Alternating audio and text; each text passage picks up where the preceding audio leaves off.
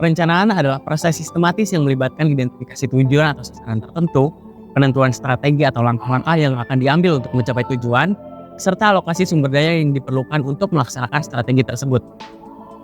Di era kini, khususnya di era globalisasi ini, perencanaan kehidupan berkelanjutan telah menjadi fokus utama dan teknologi futuristik memainkan peran kunci dalam membantu mengatasi tantangan-tantangan kompleks yang dihadapi oleh manusia.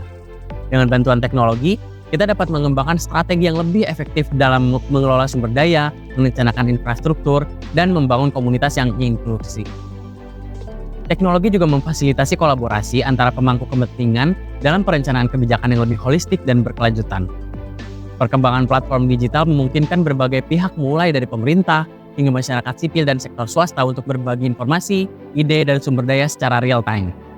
Dengan demikian, perencanaan dapat lebih responsif terhadap perubahan lingkungan, sosial, dan ekonomi yang terjadi secara cepat. Dalam implementasinya, perencanaan juga mencakup pengembangan potensi sumber daya yang ada untuk mengakomodasi perkembangan kebutuhan masyarakat. Berdasarkan studi tentang kebutuhan konsumsi sumber daya, tiap orang yang lahir memerlukan berbagai macam barang dan bahan tambang dengan jumlah tertentu. Di era modern ini juga perencanaan yang berorientasi futuristik dapat mendorong pengoptimalan potensi dan menjawab kebutuhan pertambangan yang terus berkembang. Dalam mengakomodasi kebutuhan pertambangan dan potensi yang ada, maka strategi perencanaan futuristik yang dapat dilakukan diantaranya menetapkan visi jangka panjang untuk industri pertambangan dan aspek ekonomi serta dampak lingkungan dan sosialnya, mendorong investasi dalam penelitian dan pengembangan teknologi baru untuk meningkatkan efisiensi, produktivitas, dan keberlanjutan, mengembangkan kerjasama kemitraan serta kolaborasi dengan berbagai pihak, termasuk pemerintah, akademisi, dan institusi terkait untuk mengembangkan solusi inovatif. Meningkatkan keterampilan dan pengetahuan tenaga kerja pertambangan untuk menjawab kebutuhan industri di masa depan. Perencanaan futuristik yang komprehensif dan terencana akan membantu industri pertambangan menjawab kebutuhan masa depan, meningkatkan efisiensi dan produktivitas, serta meminimalkan dampak lingkungan. Dengan strategi yang tepat, pertambangan dapat menjadi sektor yang berkelanjutan dan memberikan manfaat bagi semua pihak.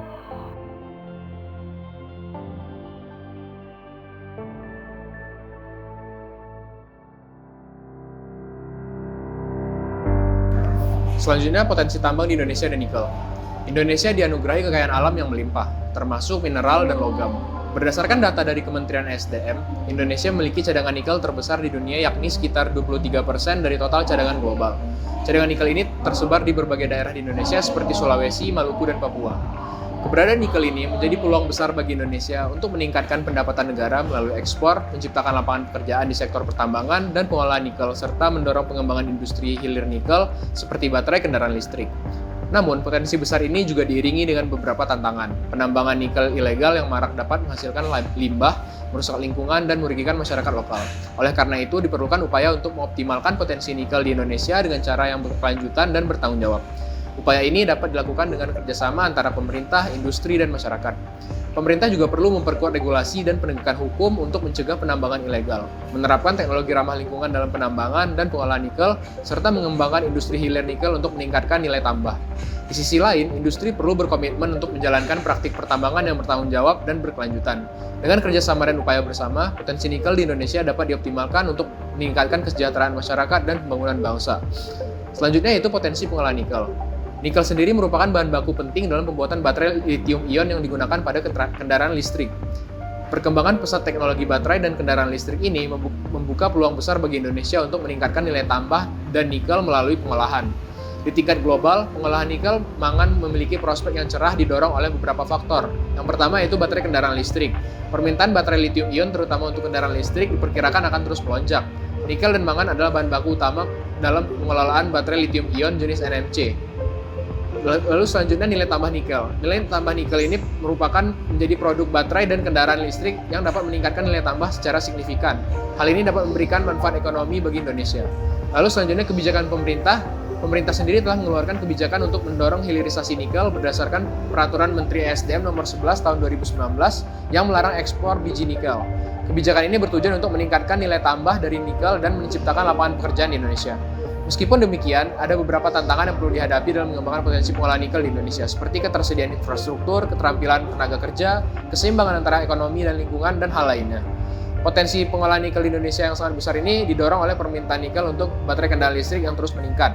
Dengan kebijakan pemerintah yang mendukung teknologi yang terus berkembang dan peluang bisnis yang terbuka lebar, Indonesia dapat menjadi pemain utama dalam industri baterai kendaraan listrik global. Lalu selanjutnya dampak lingkungan tambang nikel.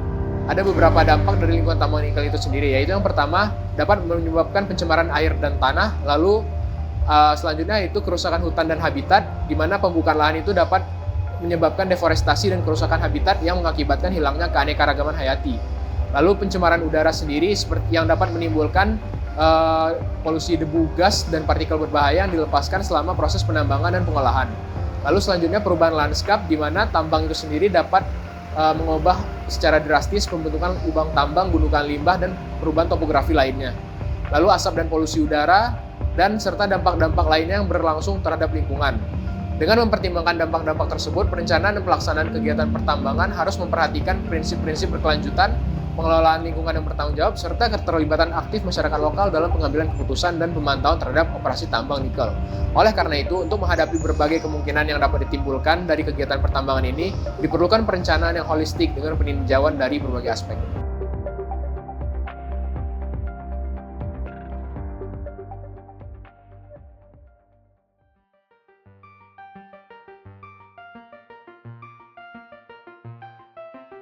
Perencanaan kawasan tambang di Indonesia merupakan proses yang melibatkan pengaturan, pengelolaan, dan pengembangan wilayah yang digunakan untuk kegiatan pertambangan. Berbagai aspek perencanaan harus dipertimbangkan, termasuk aspek teknis, lingkungan, sosial, ekonomi, dan juga hukum. Menurut KBBI, pertambangan adalah pekerjaan yang berkaitan dengan tambang.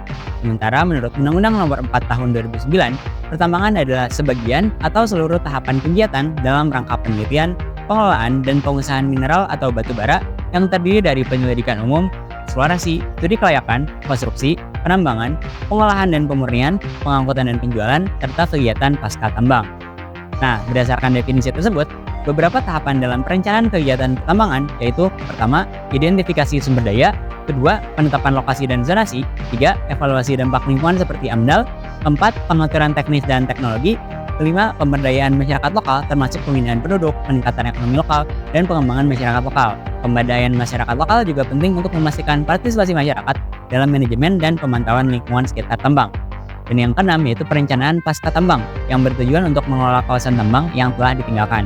Tahap ini termasuk reklamasi lahan, pengelolaan limbah, dan pemantauan jangka panjang terhadap lingkungan dan kesehatan masyarakat setempat. Selanjutnya, upaya-upaya yang dapat dilakukan dalam pengembangan kawasan pendukung kegiatan pertambangan dan restorasi pasca tambang. Pengembangan kawasan pendukung kegiatan pertambangan yaitu menyusun tata ruang yang terintegrasi untuk kawasan pertambangan dan sekitarnya termasuk area permukiman, industri, dan infrastruktur. Kedua, membangun infrastruktur yang memadai seperti jalan, jembatan, pelabuhan, dan jaringan telekomunikasi untuk mendukung kegiatan pertambangan dan kelancaran ekonomi di kawasan tersebut. Ketiga, membangun fasilitas sosial seperti sekolah, rumah sakit, dan tempat ibadah, serta mengembangkan sentra ekonomis seperti pasar, pertokohan, dan kawasan industri lain untuk meningkatkan kesejahteraan masyarakat lokal. Dan yang keempat yaitu memberikan pelatihan dan kesempatan kerja bagi masyarakat lokal di sektor pertambangan dan industri-industri terkait, serta meningkatkan partisipasi masyarakat dalam pengambilan keputusan terkait penambangan. Selanjutnya, setelah sumber daya tambang habis, kawasan yang dikelola sudah tidak dapat lagi dimanfaatkan sebagai lokasi penambangan, sehingga diperlukan perhatian lebih terhadap lokasi tersebut dengan beberapa perlakuan. Misalnya, pertama, melakukan reklamasi lahan bekas tambang untuk mengembalikan fungsi dan kesuburan tanah. Kegiatan ini dapat dilakukan dengan penanaman kembali vegetasi, perataan kembali topografi, dan pemulihan kualitas air. Kedua, misalnya melakukan pemanfaatan lahan pasca tambang dengan mengembangkan kembali lahan bekas tambang untuk berbagai fungsi, seperti kawasan industri, kawasan agrowisata, bahkan juga kawasan rekreasi. Yang ketiga, melakukan pemantauan dan evaluasi secara berkala terhadap kegiatan reklamasi dan pemanfaatan lahan pasca tambang untuk memastikan keberhasilan dan kelestarian lingkungan. Nah, upaya-upaya pengembangan kawasan mendukung kegiatan pertambangan dan restorasi pasca tambang membutuhkan kerjasama dan koordinasi antara berbagai pihak, termasuk berupa penetapan kebijakan dan regulasi yang mendukung, serta merencanakan dan menyediakan infrastruktur serta fasilitas yang memadai oleh pemerintah, dan juga diperlukannya pelaksanaan reklamasi sebagai bentuk tanggung jawab dan pemanfaatan lahan pasca tambang yang baik harus juga dilakukan oleh para perusahaan tambang. Pengembangan kawasan mendukung kegiatan pertambangan dan juga restorasi pasca tambang yang terencana dan berkelanjutan dapat memberikan manfaat ekonomi dan sosial bagi masyarakat lokal, serta meminimalisir dampak negatif terhadap lingkungan.